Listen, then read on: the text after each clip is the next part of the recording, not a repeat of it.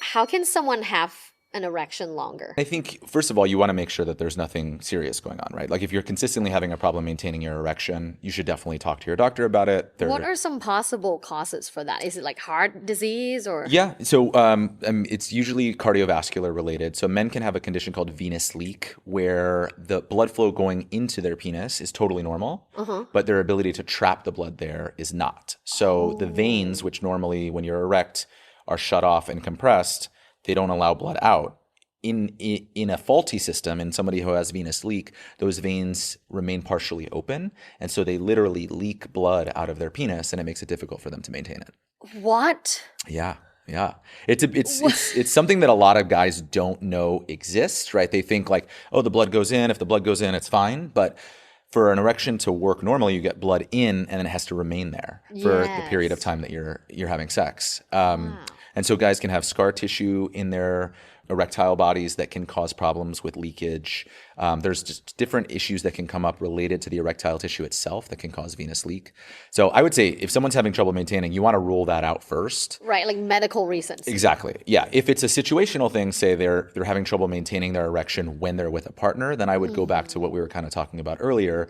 What are they doing outside of partnered sex that may be providing a stimulation that's not reproducible with a partner, and trying to adjust that kind of stuff. And then also like take it slow, right? Like don't just go right to jackhammering, right? Like foreplay is super important for maintaining arousal. You know, if you're having sex and you start to lose your erection, maybe go back to having oral sex and then getting hard again and then going back to, to intercourse.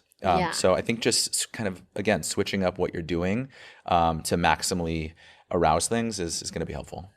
What about porn? Do you think porn affects their erection lasting longer or shorter? I think it depends on the person. Okay. So I don't, there's not any clear evidence that porn is detrimental to sexual function. In fact, for a lot of people and in a lot of situations, it can actually be pro-sexual health and make your sex life better.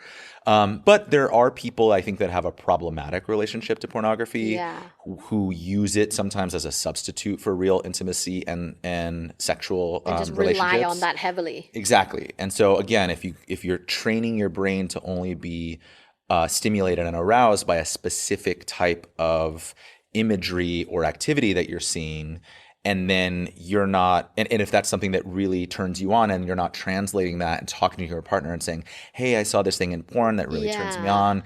Would you be open to trying it?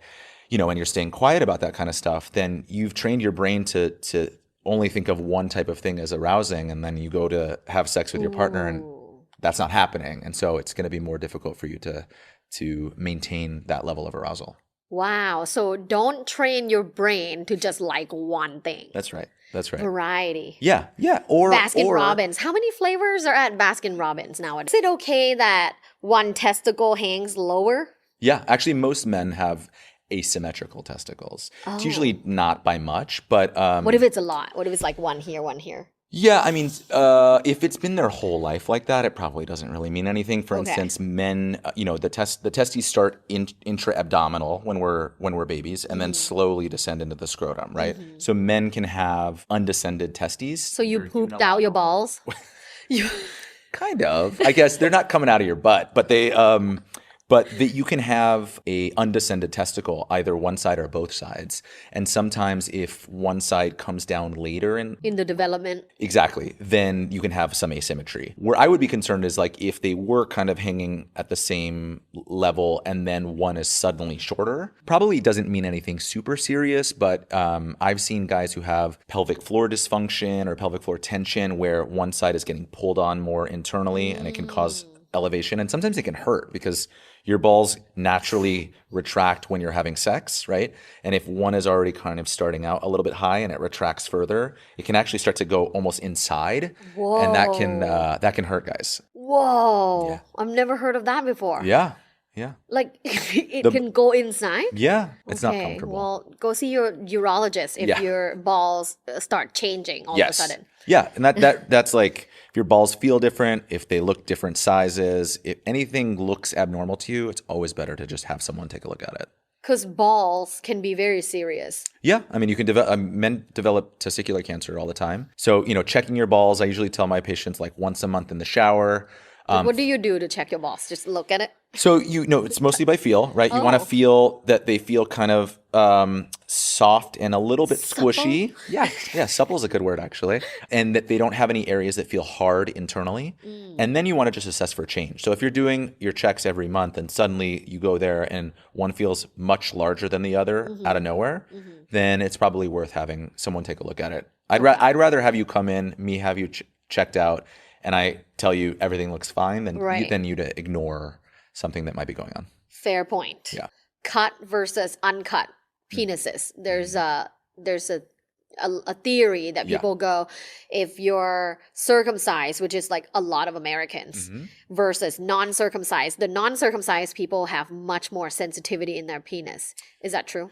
So that's not really based in any like real data. So let's put it out there. It's Yeah. not like based on science or research. Exactly. What I will say is that you can have a loss of sensation if you are an adult man who gets circumcised, right? So Are there a lot of adult men getting circumcision? I mean, I don't generally do them in my practice unless somebody has a problem with their foreskin. Like if it's too tight or it's tearing or causing recurrent infections, and it doesn't resolve with some medical therapies that we can employ. it can be too tight. Yeah, we're if guys, we don't do a good job in this country of teaching boys how to manage their foreskin, and then that translates to adulthood. So if they're not actively retracting their foreskin and cleaning it regularly, it can get tight over time, and as their penis gets bigger, and when they become adolescent and adults, and they say start having sex and they get an erection, if the skin is really tight, it starts pulling, and it can cause them pain when they're having sex. It can tear.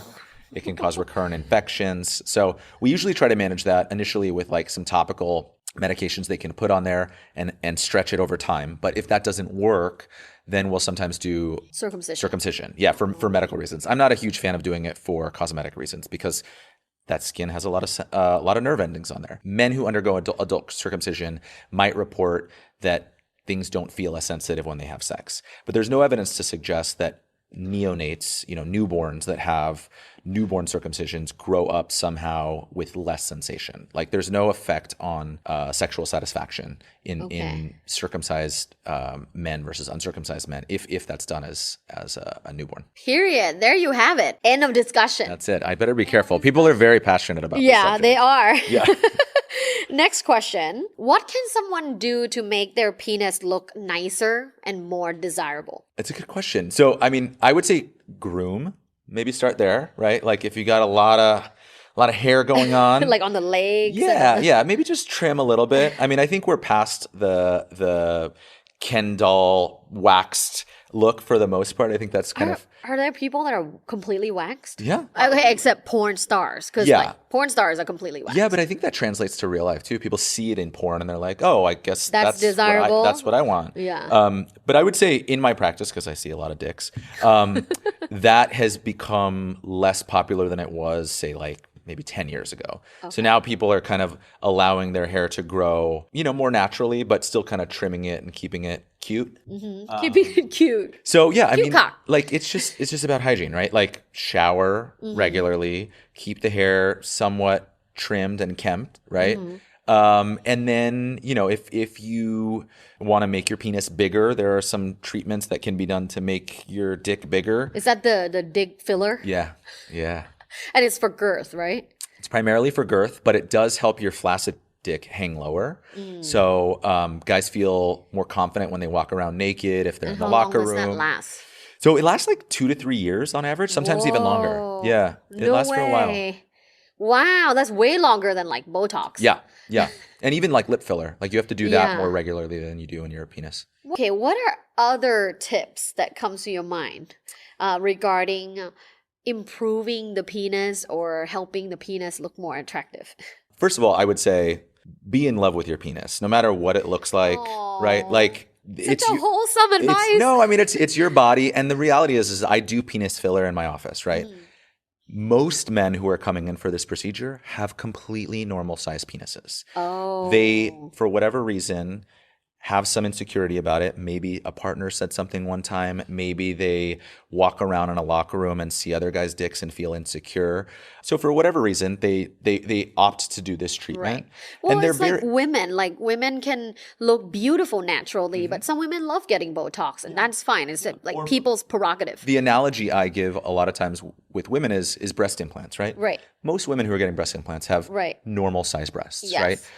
And good looking breasts. Right. But for whatever reason have an insecurity about the size. Yeah. And you know what? They get breast implants and many times feel more confident. Right. And love to show them off and their partners love it. And the same thing is true for something like penis filler. So, I would say starting with just like loving yourself and your body as it is. If there is something that you're insecure about, do some research. Don't elect to do things that might be unsafe. Yeah, no hanging like weights at from your home- dick. At home dick fillers. Yeah, don't go to back alleys, or TJ and get silicone injected in there. Go to a professional who knows what they're doing. Go to the Hollywood dick doctor, Dr. Josh. Come over to West Hollywood. Come to my place. So yeah, I think trying to educate yourself on what is normal, learning to love yourself, and if you want to do some sort of enhancement, going to someone who's reputable, who knows the penis anatomy, and who knows what they're doing. Thanks for listening. This was Love Bites. Love Bites. By Dr. Tara. Follow Dr. Tara on social media at lovebites.co. Have an orgasmic day.